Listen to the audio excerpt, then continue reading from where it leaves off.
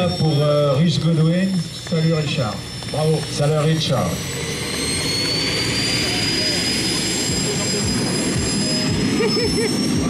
Ah ben, directement au réacteur.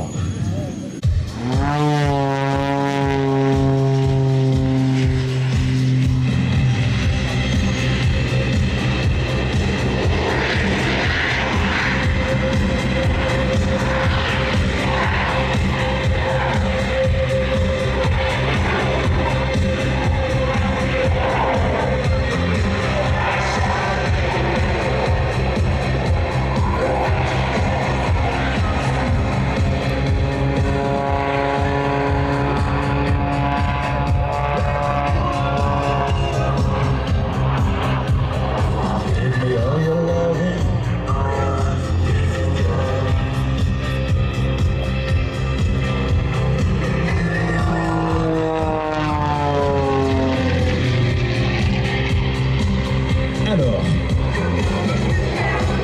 sur un air de ZZ Top, Give Me All Your Loving, donnez-moi votre amour. Un gars un peu particulier. C'est un Anglais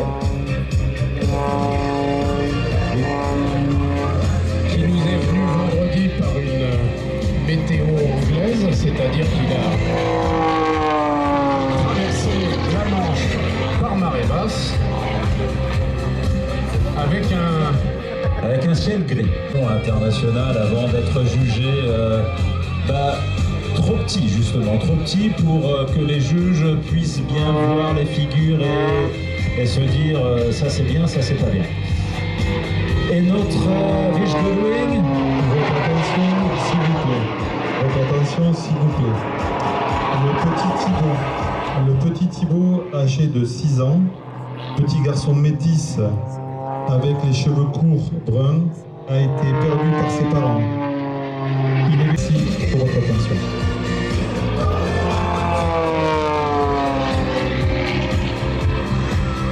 Alors le Pitts a été sans surprise inventé par un Américain qui s'appelait lui-même Curtis Pitts. C'était à la fin des années 40. Et il avait fait avec les moyens du bord. Il avait construit ce petit biplan avec un moteur à l'origine de 50 chevaux, ce qui était évidemment assez peu. Et il en avait fait un avion assez efficace pour courir des compétitions voltige aux États-Unis et populariser progressivement cet avion. Mais aussi curieux que ça puisse paraître, c'est une toute petite jeune femme qui un jour, devenant pilote de Pitts, a fait du Pitts une véritable star des meetings aériens et plus tard des compétitions de facilité.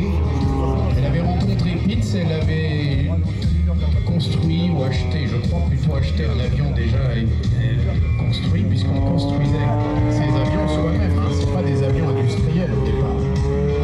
Et Betty Skelton se retrouve au début des années 50 dans un championnat aux États-Unis. Imaginez à l'époque, les pilotes ont tous des blousons de cuir, ils ont survolé le Pacifique, ils ont survolé Bordeaux.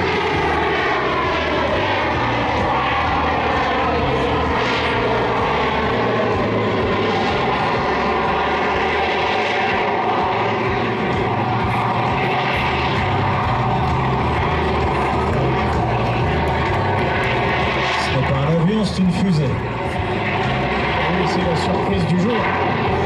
On avait un gros bimoteur, et là maintenant on a le plus petit.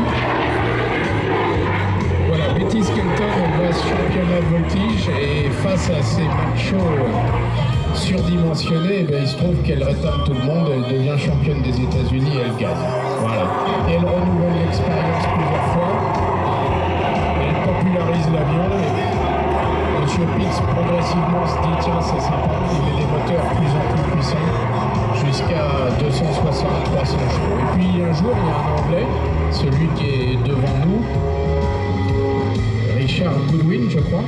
C'est ça.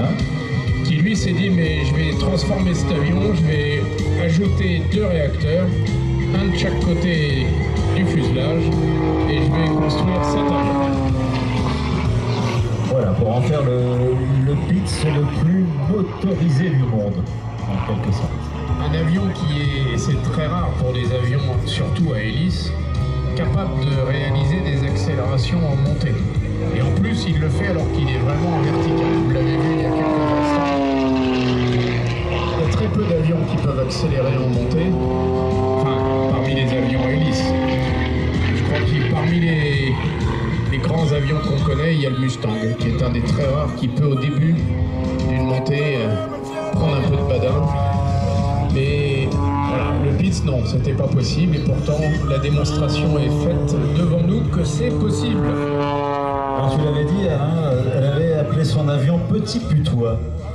Et oui, parce que Betty, c'était une jeune femme comme toutes les jeunes femmes de l'époque. Et elle ira d'ailleurs très loin, elle ne fera pas que de l'aviation, elle fera de la course automobile aussi, elle deviendra astronaute. Dans quel programme?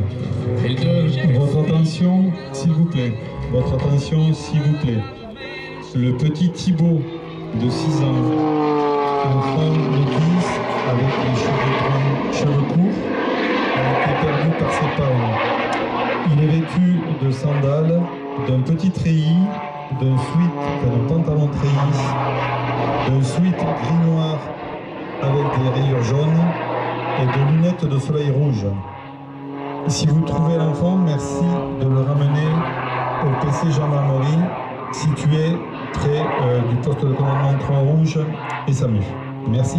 Voilà le petit Thibaut qui cherche ses parents. Donc revenons à Betty Skelton. On a dit qu'elle a été pilote de course, elle a été astronaute. Elle a été enrôlée dans l'équipe d'astronautes du programme Mercury, mais à l'époque, bien qu'étant compétente, on a jugé qu'elle n'était pas apte à voler dans l'espace. Donc elle sera astronaute sans jamais voler dans l'espace.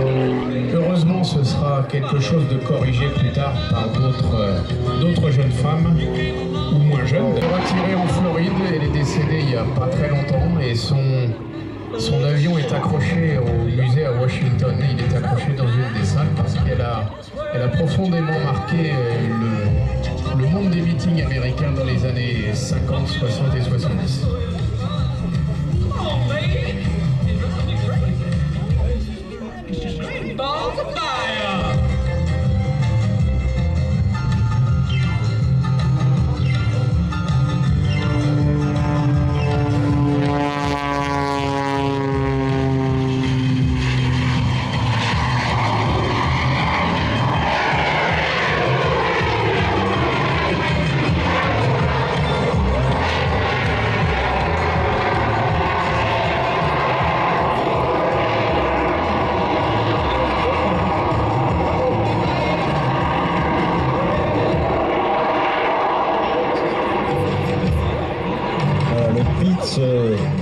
Très très spécial de... Voilà.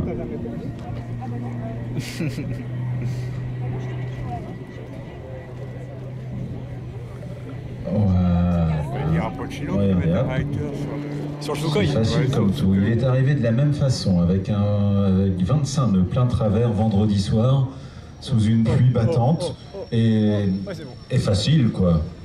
Finger à l'anglaise, finger in the noise. Hein.